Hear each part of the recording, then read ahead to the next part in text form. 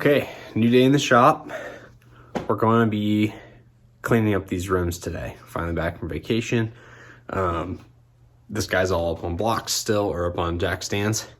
And we're going to be working with the Harbor Freight again. We're going to see if we can make this work better. I got some high flow, high volume fittings for the hose, for my air system here.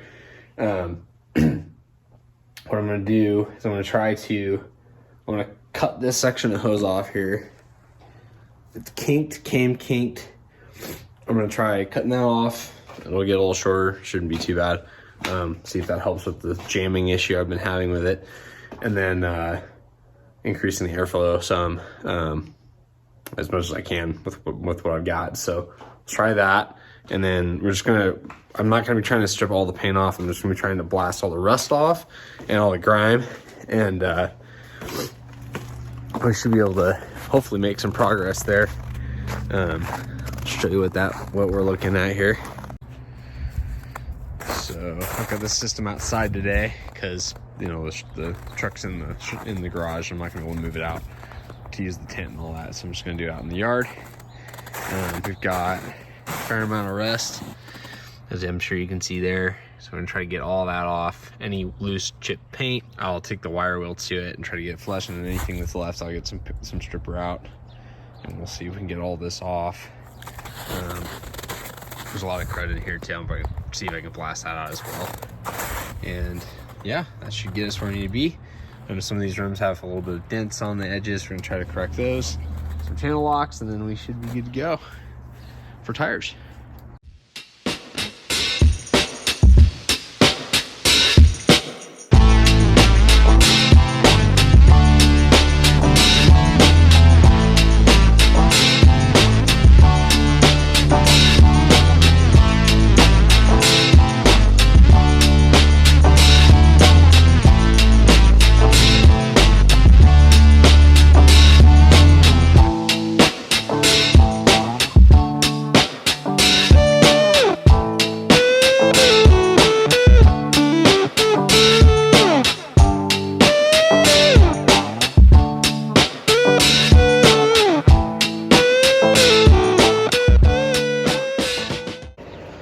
Alright, so I just took the air gun here and I put it back into the hose and blew it out back into the container, and it's working 1,000 times better now. So it was obstructed probably out of the box, so it's going a lot quicker now. I'm pretty happy about it.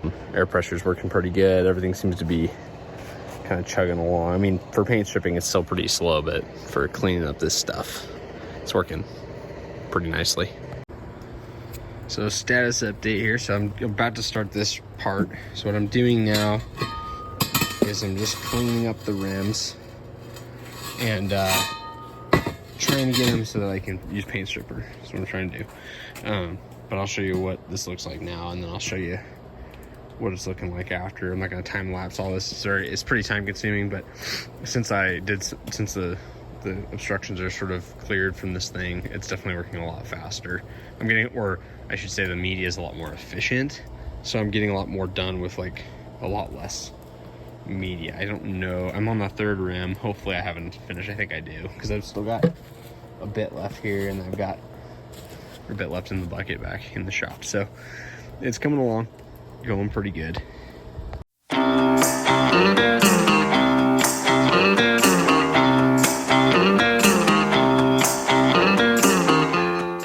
Most of the rest is gone, and I'll use a paint stripper next, get the rest of this paint off, and then I will go back and do some touch up after. But just kind of getting the rough nonsense knocked off of it.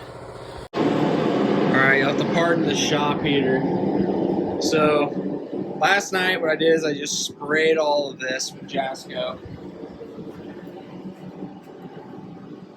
and this stuff, I think you can probably see, it starts to peel. It starts to really break up the paint. So I'll take the wire wheel on the grinder to this, and I've already done the other sides of these just to see if my process is going to work, and I can show you that it does. So that's the other side. I've already done the wire wheel. So it's not super easy work, but it's way easier than trying to grind all the paint off without using paint stripper. That stuff's pretty impressive. So yeah, I'll get to it.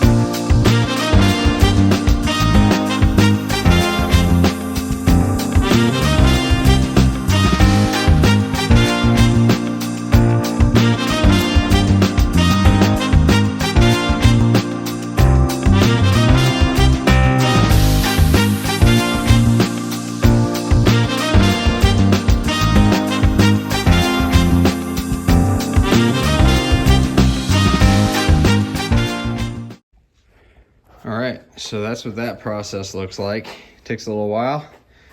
I still have to do some cleanup on the inside. I'm gonna do a little bit. I'm not gonna go crazy. I'm just gonna paint over it. You can't see the inside, but I don't want the rust, so I'll brush off the rust. But yeah, so these are done. I just right now realized that these rims are being run inside out, and you all probably already knew that, but I didn't realize it until I was just looking at it a little harder. But like, that's the little inset that the nut's supposed to get the inset to center on the stud. And this is what they've been doing, and I'm guessing that that's to push the wheel out farther, create a spacer basically.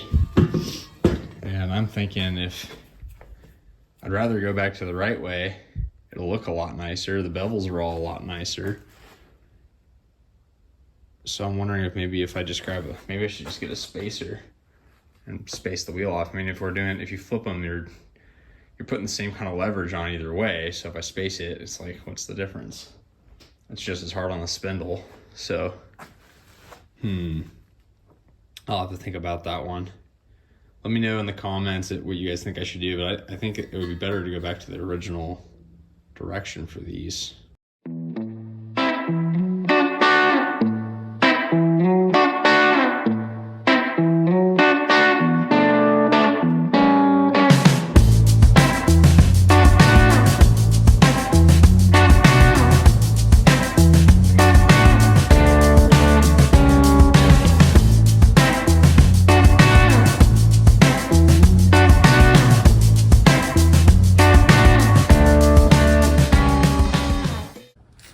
So they're looking good. Just got this side, the finished side of both of these. Other two to do. Took a long time to get the grinding done and everything, but we're close. I'm pretty excited about the way it's looking. Unfortunately, I ran out of propane for my shop heater. I ran it all day. I about a day on low on that thing, so it's cool, but it didn't quite make it through. So I'll have to get another propane tank so I can get it warm enough to cure the paint on these, but I am excited. These look really nice, and I think it's gonna be pretty durable. We'll see. Spray paint, but I can always do touch up if I have to, so that's good. But yeah.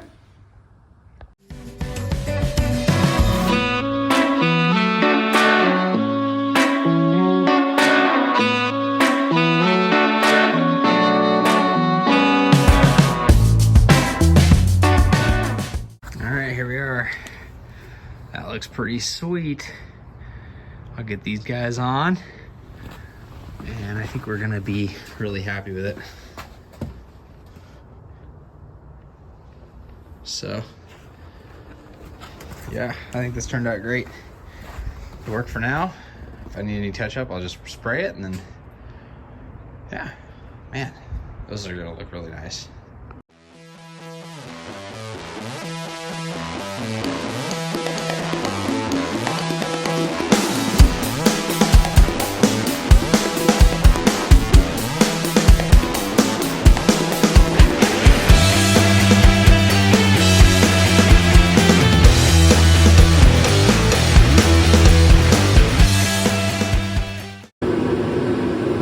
looking pretty sweet. I think the smaller size actually looks better on the truck. I'll get a better video of this once I get it all put back together, but I'm actually gonna take the carburetor apart. I'm gonna take this guy off and we're gonna use our ultrasonic cleaner and get it all degummed. So that's what's next.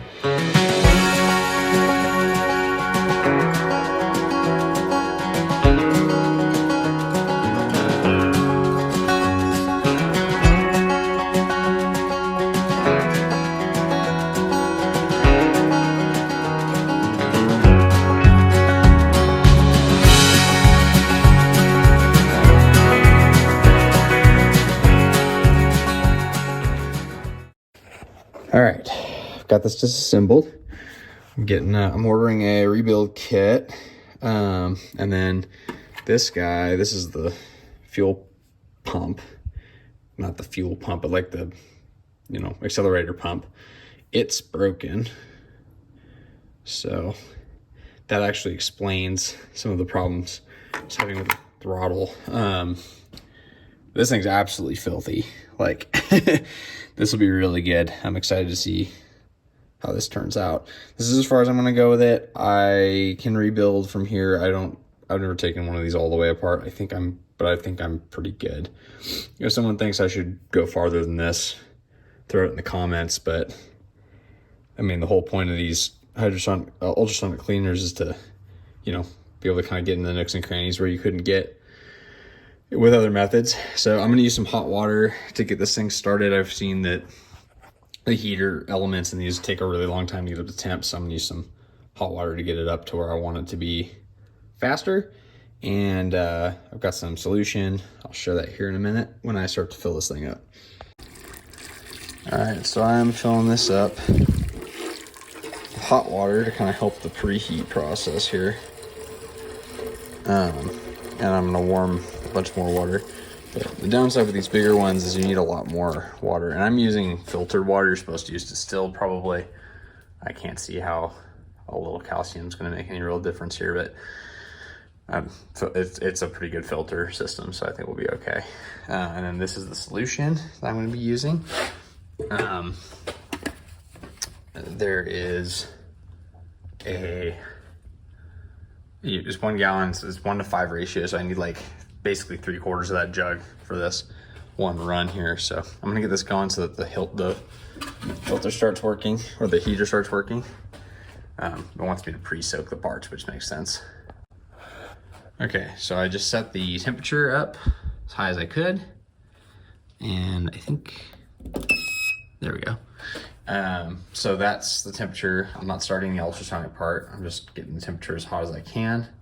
And I didn't put that boiling water in there. So I'm preheating a little bit more water, or a lot more water. I need to get it up to about here. And then I will put this stuff in to mix it. Although I may actually put that in before I finish topping it off, just to get it mixed up a little bit. So that's what I'm working on right now. And I will come back, show you the next step.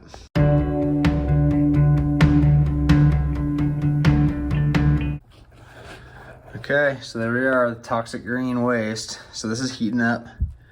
We're gonna cover it. We're gonna wait. They want us to do a pre-soak. So we're gonna wait till that gets to 80 degrees Celsius. And then we're gonna turn that timer up as far as it goes, which I think is 30 minutes. Yeah, and we're gonna run it, and we'll see how we do. So yeah, I'm excited. This thing's pretty cool. Just so you guys know, waiting for this thing to heat up is like waiting for paint to dry. It's probably a good thing because it soaks. The soak is probably a good thing to wait for because, you know, has more time to soak up into the gasoline and carbon deposits and all that crap. It's at like 65 degrees Celsius, so we're at like 150-ish degrees.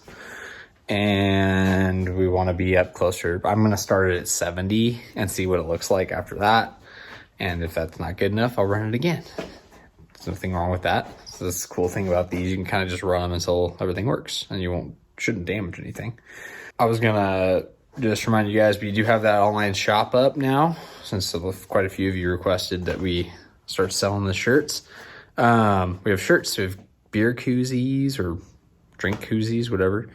And we're kind of slowly expanding the shirts or the catalog of what we have there. I think it'd be really cool to do like a tire cover with the logo, like this logo, like on the back there, and then and make it so you can select what color Scout. And then if, you know, for all you guys with your own vehicles, you can just like pick your own color, and then it's like customized to you. And if you're like, I know a lot of you guys are in Idaho, then it's Scout Idaho with your Scout. I think it'd be sweet. So we're looking into that. And then we're looking into patches. They're really expensive to get made. So that's the reason I haven't done that yet. But if you have anything you'd like to see the logo on, you know, throw it in the comments and we'll consider it, see if we can make it happen in a feasible way. Okay, so at last we have made it to 70 degrees. So it should continue to get hot. I'm gonna go ahead and fire this bad boy up and see what happens. Ah, yeah. Sounds freaking terrible.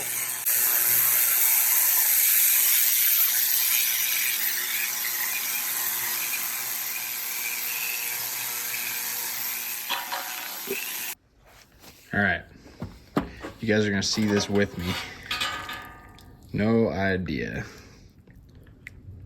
Water's murky, so something happened. That's good.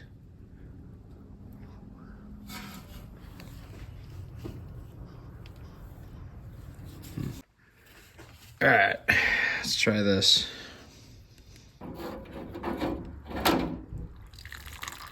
Oh boy. Okay, finished. Take a look at that. That is much cleaner than it was.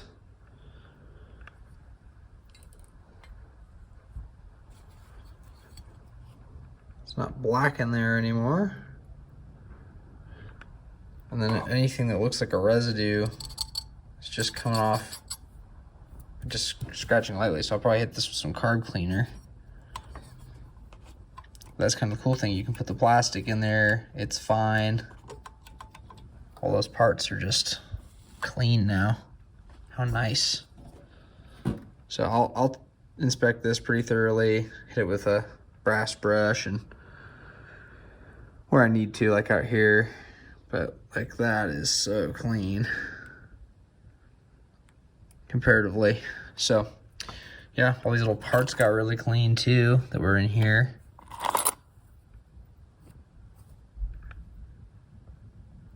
Like that's just a residue. It comes right off with your fingers. It's super cool. So yeah, I'll go through all this, separate it out, let it dry, and then I can put it back together. And we should be in much better shape than we were. I'm waiting for the rebuild kit. I do know that there are some gaskets down here I missed. I may go ahead and take that apart and just check that out and make sure everything's okay. But yeah, I'm excited about that. I just threw a bunch of tools in here while I've got it all there. It's not that dirty yet, so I'm gonna go ahead and clean some more stuff I've got around the shop while I've got it all out, but that should do it for the Carb. Okay, so I got one more thing here, and this is gonna come into play pretty soon here, but I got this Chinese sewing machine, leather sewing machine. It's like a cobbler sewing machine, And there's a ton of stuff on YouTube about this thing. It's like the most affordable leather sewing machine ever. It's got some problems. You got to do some work. I'm expecting that, but it's like $120 or less, and a real one is like immediately like $700 minimum. And I don't do a ton of long stitch stuff. This is like the first time I've really done it. And I've seen some videos where people motorize this thing. They do all kinds of cool stuff, and if I start doing more of it, I can upgrade it for for very little money. But I'm gonna do a whole thing where I'll set this guy up, and I'll do a whole video on trying to get these leather panels put together. And I have a couple of pretty cool plans for some leather working in this truck beyond the dash. But I'm gonna do some modifications to the dashboard. I think I can fix what I've got done already, and then yeah, so looking forward to that. And I think this is going to really improve my process for that, because those long stitches by hand are really hard on all of my body. So, all right, guys. Well, I've got still more to do here, but once this carb's on, I think I can start driving it around. I definitely need some exhaust work. I need to get done. The exhaust is all good on one side. Well, sort of. I think there's still probably some leaks, but there are straight up missing parts in the on the other side. So we will get that going in the next one. Thanks for watching. Hope you liked it. Like and subscribe.